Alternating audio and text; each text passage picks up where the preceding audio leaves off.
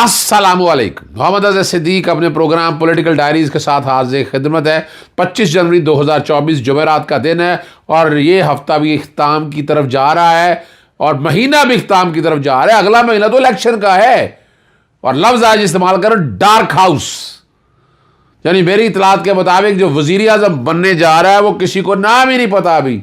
क्यों जो नाम चेहरे आ रहे हैं, इलेक्शन लड़ रहे हैं, इनमें से कोई वज़ीर आज़म नहीं है। यानी जिनके नाम लिए जा रहे हैं, नवाज शरीफ, शहबाज शरीफ, बिलावल भुट्टो, बहुत से नाम लिए। वो बताता हूँ मैं आपको क्या है बात। और मरियम औरंगज़ेब और जावेद लतीफ़ बरी हो गए। यार ये निज़ाम है इस मुल्क का, ये आप यहाँ से अंदाज़ा लगा लें। और साफ़ी जो है आमिर महमूद की गुमशुदगी इलेक्शन कमीशन का नोटिस है और जहांगीर तरीन ने ताज़ा बयान किया। लेकिन सबसे पहली जो बात मैंने करनी है वो ये सेक्शन 215, ये भी आपके सामने है, सेक्शन 57 इलेक्शन एक्ट का, वो मैंने चैलेंज कर दिया मियाँ शबीर इस्माइल की तरफ से। और आज सुबह जनाब जस्टिस शाहिद बिलाल हसन उस केस की समाअत करेंगे। बहुत अहम पॉइंट इसमें उठाए हैं, बड़ी मेहनत की है इस मैंने आइनी दरख्वास्त के अंदर। एक्चुअली हुआ क्या था, जून के अंदर इलेक्शन एक्ट में तरमीम कर दी गई जब अपोजिशन पार्टी बाहर थी। जब अपोजिशन पार्टी कहाँ थी? बाहर थी, अपोजिशन जमात बाहर थी। वो सादा सी अक्सरियत के साथ सेक्शन 57 में तरमीम कर दी और आर्टिकल 48 बैकग्राउंड पे चल रहा है। 48 जो सदर को देता है इख्तियार इलेक्शन की तारीख देने का, और सिर्फ कंसल्टेशन कर रहा था सेक्शन 57 में। अच्छा, वो कंसल्टेशन का लफ्ज़ इसलिए है कि बाकी सूबे है ना, गवर्नर सूबों में डेट देनी है, अनाउंस करनी है, वो गवर्नर ने करनी है। तो वो इसलिए दिया कि इलेक्शन कमीशन बाकी लोगों से कंसल्टेशन कर गया। और यहाँ सदर पाकिस्तान का 13 सितंबर का ख़त जो कहा गया सदर ने आए, कोई सदर ने आए नहीं तोड़ा। सदर ने जिस खूबसूरत तरीके से अपना किरदार अदा किया वो तारीख में याद रखा जाएगा।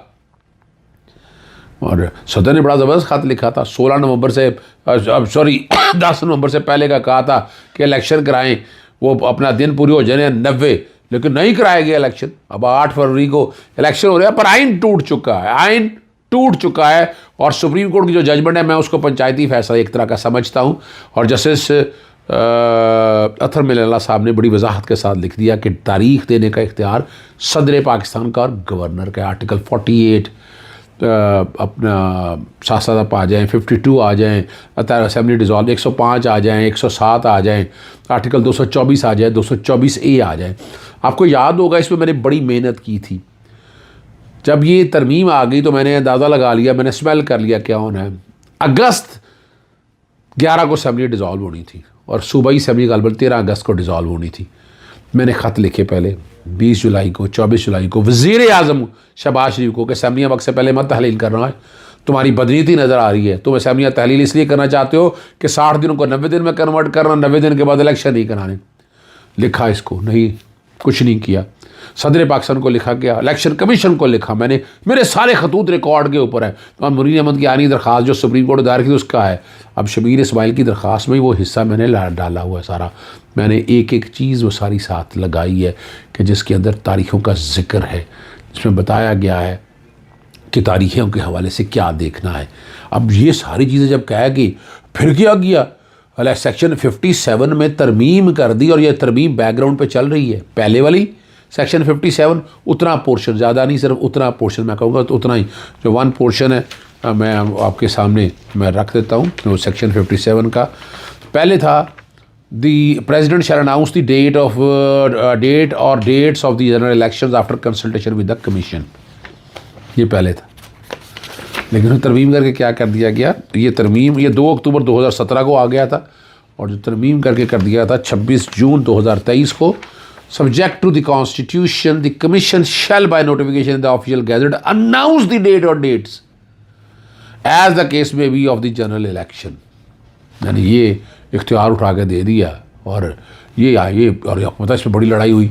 हम कहते रहे, वो सदर कहते रहे, वो अपना सारी कहते रहे कि ना सदर का काम ही कोई नहीं है, इलेक्शन कमीशन का काम है डेट देने का। हम बार बार कहते रहे, लेकिन नहीं ऐसा हुआ। और वो जस्टिस अतर मिल्ला ने पूरा नोट लिखा है, मेरी पुरानी हिस्ट्री लिखी जो मैंने बड़ी मेहनत की थी। ये सारे प्रोसेस करते हैं।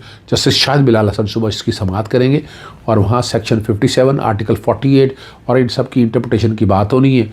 और हाँ, एक और बैकग्राउंड में फ़ैसला चल रहा है जो सेक्शन 215 इलेक्शन सिंबल लेने का फ़ैसला, उसमें 3 सफ़ों का फ़ैसला जो है वो जारी कर दिया है जनाब जस्टिस शाहिद बिलाल हसन ने। और उस फ़ैसले के अंदर पूरी वजाहत के साथ चीज़ें दे दी है, लेकिन कुछ चीज़ें ऐसी हैं जो गालिबन स्पेसिफिक करना चाह रहे हैं बैट के सिंबल के हवाले से। मैं जनरल बात कर रहा हूँ कि इलेक्शन आप सिंबल ले ही नहीं सकते हैं। क्या नहीं कर सकते आप? सिंबल ले ही नहीं सकते आप। चाहे वो 9 और 10 अगर उठाकर देखें तो यहाँ से आपको वजाहत के साथ बड़ी चीज़ें सामने आ जाएंगी, उसमें तो कोई ऐसी बात है ही नहीं।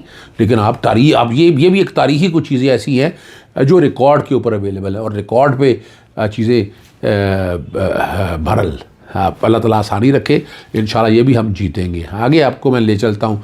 मरियम ज़ेब और जावेद जो है ना, उन्होंने आपको याद है बगावत क्या क्या अल्फाज इस्तेमाल किए थे, इस तरह से दहशतगर्दी स्टॉल अंगेज़ गुफ्तगू की थी। PTI वाले सारे भुगत रहे हैं, इनको बरी कर दिया। हाँ, यानी वो किस कानून के तहत बारी किया। अब आगे चैलेंज किसने करना? निगरान हुकूमत बैठे, निगरान हुकूमत इनकी अपनी है। देखें ना जी, निगरान हुकूमत जो है ना इनकी अपनी है, अपनी निगरान हुकूमत है। उसने क्या करना है? अभी तक बता दें, नैब ने हुदैबिया 1 हुदैबिया 2 जो केसेस में अपीलें फ़ाइल की हैं। यानी ये भी एक किरदार है सामने और इस पर कोई पूछे वाला नहीं है। कम अज़ कम इस पर कोई पूछना तो चाहिए ना। तो इसी तरह इश्तिहाल अंगेज़ अगर बरी किया है, इसको आगे चैलेंज करें ना। प्रोसिक्यूशन क्यों चैलेंज नहीं करती? और इलेक्शन कमीशन ने जो बल्दियाती हुकूमतों की जानिब से उम्मीदवारों की सहूलतकारी का नोटिस ले लिया, यानी बल्दियाती हुकूमतें क्या कुछ करती फिर रही हैं यहाँ, कई जगह बैठी है, वो एडवांटेज दे रही है अपनी मर्ज़ी के अपनी पार्टी के लोगों को। पाकिस्तान में कहाँ साफ शफाफ इलेक्शन आर्टिकल 218(3) बैकग्राउंड पे चल रहा है, वो कहाँ माना जाता है? कोई नहीं माना जाता यहाँ पर, याद रखिएगा। वो नहीं माना जाता। वो माना जाता हो तो ये मसाइल ना हो। मैंने कहा भी है बैकग्राउंड पे वो चल जाए, लेकिन याद रखिएगा साफ शफाफ इलेक्शन कराना हमारी सबकी ज़िम्मेदारी है। हमारी सारी ज़िम्मेदारी इलेक्शन कमीशन की ज़िम्मेदारी है। अल्लाह करे कि उसको समझ आ जाए, लेकिन लग नहीं रहा है कि जो कुछ भी होगा। और आखिर में जो मैं गुफ्तगू कर रहा हूँ कि डार्क हॉर्स और इस चेयरमैन इस्तेकाम पार्टी जो है ना, जहांगीर तरीन कहते हैं कि इंतखाबात के बाद वापसी ऐसी हुकूमत कायम होनी चाहिए जो 5 साल पूरे करे, क्योंकि 2-3 साल चलने वाली हुकूमतें काम नहीं कर सकती। तो ये तो फिर आपने PTI को क्लीन चिट दे दिया है जनाब। क्या बातें करते थे आप, क्या बातें कर रहे थे? 3.5 साल में आपने हुकूमत को गिरा मारी, आप साथ शामिल थे अपना पाकिस्तान तहरीक इंसाफ की हुकूमत गिराने का। आज आपको ख्याल आ गया, मांग कौम से माफ़ी। जहांगीर तरीन साहब कौम से माफ़ी मांगे, इस तरह बातें मत करें आप। और जो मुल्क की सत्यानाश किया है, बिजली की कीमतों में, गैस की कीमतों में, डॉलर की कीमतों में और पेट्रोलियम की कीमतों में, और नवाज शरीफ ने बड़ी बातें की लेकिन कुछ नहीं रहेगा। और अब हर कोई इल्ज़ाम उठा रहा है, हर कोई उंगली उठा रहा है। जवाब आपके पास, आपसे जवाब लेना है। आपके पास जवाब नहीं है इन चीज़ों का, और ये जवाब तो आपको देना है ना। इस तरह तो नहीं चल सकेगा ना कि आप कहें कि थोड़ा कड़वा थोड़ा मीठा पपतू, नहीं, ये नहीं चलेगा। आपको वजह बतानी है। आपको 17 महीनों का हिसाब देना है नवाज शरीफ साहब। शहबाज शरीफ साहब से पूछ के आपने हिसाब देना है, कौम से माफ़ी मांगनी है आपने बताना है कि ये ज़्यादती हुई है और आपने ये ज़्यादती की है, आप कसूरवार है बराबर के। आपने ये मौका दिया, आप खड़े रहे, वो कहते रहे कि सारा चलते मेरे से मुशावरत हो रही है। कौन सी मुशावरत होती थी आपके साथ? आप बिल्कुल आपकी अपनी मर्जी के वजीर लगे, आपके अपने बंदे लगे, जो इस हुकूमत PDM की हुकूमत में बैठ के लूट मार तो सारी कर दी है। कोई आपने 17 महीने का एहतसाब दिया है, बताए ना 17 महीनों में ये लूट मार किया, कोई नैब कुछ काम किया हो? अपना जो चेयरमैन नैब थे जावेद इकबाल साहब रिटायर हो गए, लेकिन प्रोसिक्यूटर जनरल थे ना, उन्होंने इस्तीफ़ा दिया। आफ्ताब सुल्तान साहब चेयरमैन नैब आए, उन्होंने इस्तीफ़ा दिया। क्यों इस्तीफ़ा दिया उन्होंने? फिर क्यों इस्तीफ़ा दिया? ये सवाल का जवाब तो पूछना चाहिए ना, आना चाहिए सामने। लेकिन उसके बाद चेयरमैन नैब इनकी अपनी मर्जी का आ गया और वो चेयरमैन नैब अपने सिस्टम के मुताबिक इस सारे निज़ाम को चलता है। कब तक चलेंगे? कब तक ये चलता रहेगा? याद रखिएगा, दिन अच्छे आने वाले हैं। इमरान खान बाहर आ रहा है। मैं बार बार आपको कहता हूँ 2 केस रह गए सिर्फ, जिसमें ज़मानतों का मसला रह गया है। बाकी 9 मई के हवाले से भी चीज़ें, इमरान खान साहब की ज़मानतें हो चुकी हैं, इस्लामाबाद भी हो चुकी हैं, वहाँ भी हो चुकी हैं। तोशाखाना और 190 मिलियन पाउंड, वो केस है ही कुछ नहीं। बहुत जल्द इमरान खान आपके सामने आ रहा है। 26 की डेट दी थी, आज 25 हो गई है, कल का दिन है। ये मैंने नहीं, एस्ट्रोलॉजिस्ट ने मेरे साथ मिलकर तारीख दी थी। इजाज़त चाहता हूँ। अस्सलाम वालेकुम, अल्लाह हाफिज़, पाकिस्तान जिंदाबाद।